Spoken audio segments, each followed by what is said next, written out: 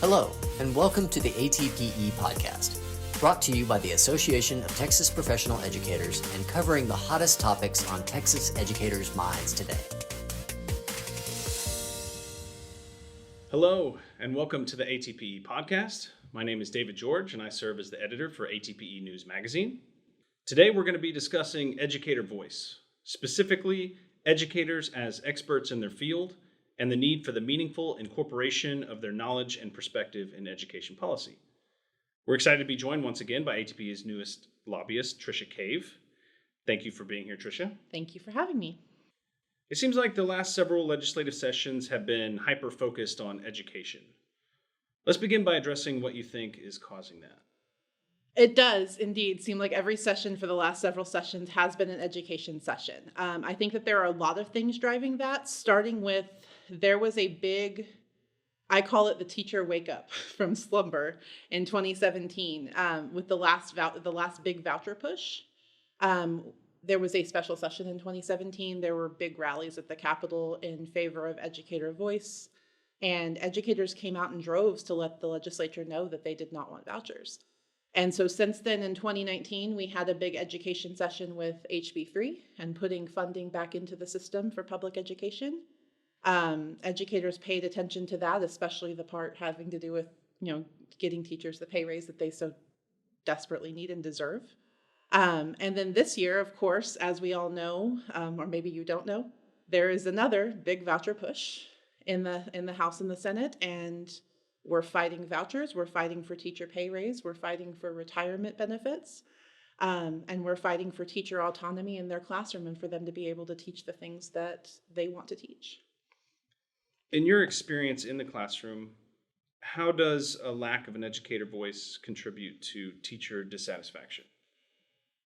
So it's a big circle, really, because teachers don't speak because they feel like their voice doesn't matter or like people don't care about what they have to say. And then laws are made without their input.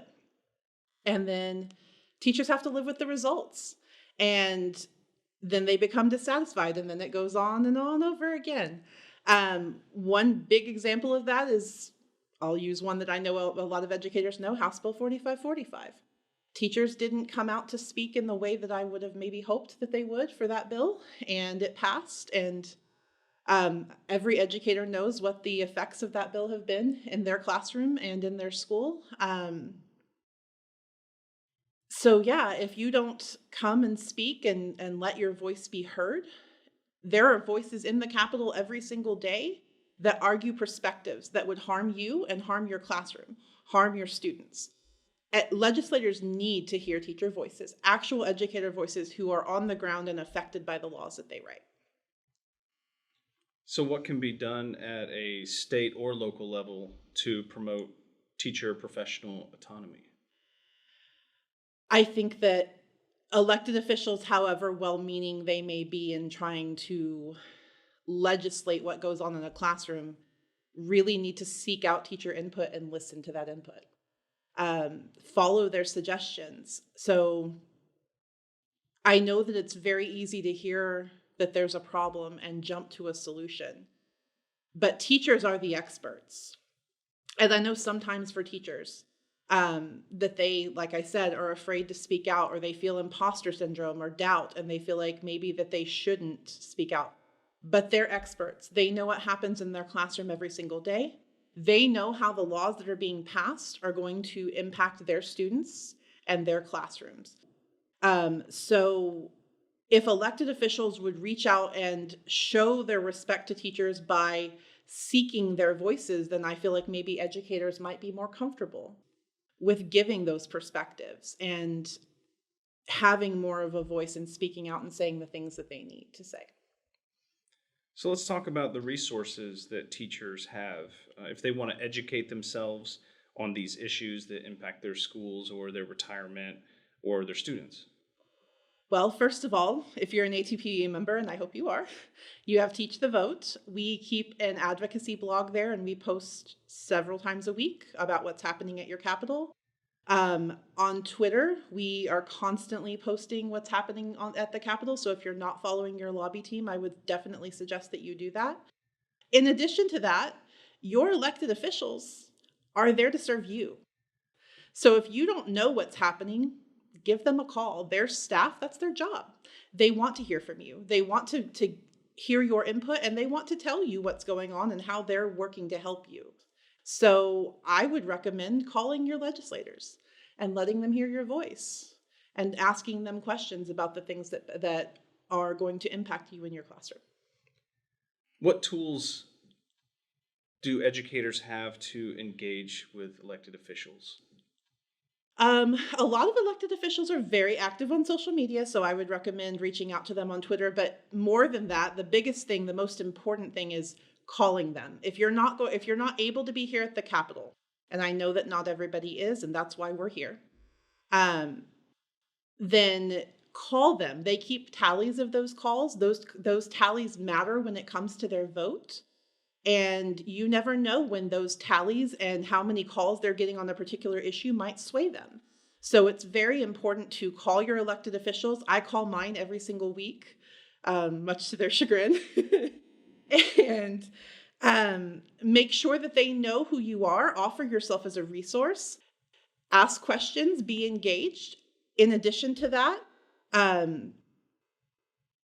you can come up here and visit them. You can, like I said, engage on social media, and just be active and ask your lobby team questions. That's why we're here. I'm happy to answer any questions any of the members have anytime that they have. Is there anything else that educators need to know about this topic in particular? So I just want to say that I understand, because I just recently left the classroom. I know that it's natural to feel that imposter syndrome and that doubt and feel like I said earlier, maybe your voice doesn't matter, but it absolutely does. Teachers are experts. They know what's happening in their classroom. They know how these laws are going to impact them. They need to feel confident speaking out and letting their legislators know what's going on. We cannot and should not check out and decide that our voices do not matter. Our voices absolutely matter. I've seen personally the power of when educators come together and they use their voices for good and change. And it absolutely does help. You have a voice, and you should absolutely use it to benefit yourself, your colleagues, and your students. So with that being said, my call to action to you would be, 1, follow the lobby team and ATPE on Twitter. My handle is @TDCave. Mark Wiggins is @MarkWigginsTX. Monty Exter is @ATPE_MontyE. I recommend following Teach the Vote and using those resources, like I said. Use the tools on Advocacy Central. We have a lot of campaigns going right now where all you have to do is really click and it'll send a message to your legislator. It could not be more simple. And share and get the word out to your colleagues. A lot of the time, people are afraid to share with their colleagues what's going on and reach out and get other people involved. And I think that that's absolutely necessary and critical, especially in a session like this year, where it really is going to come down to a very close vote in the House, whether or not we have this voucher issue passed. And every single phone call and email and visit absolutely matters. Thank you, Tricia, so much for your insight on this important topic. As always, if you have any questions or feedback, you can send those to comm@atpe.org. That's COMM@atpe.org. And we encourage you to subscribe to the podcast as well as leave a review. Thanks again for being here, and we will see you next time on the ATPE Podcast. Thanks for listening to the ATPE Podcast. For more information about becoming part of Texas's largest community of educators, please visit atpe.org.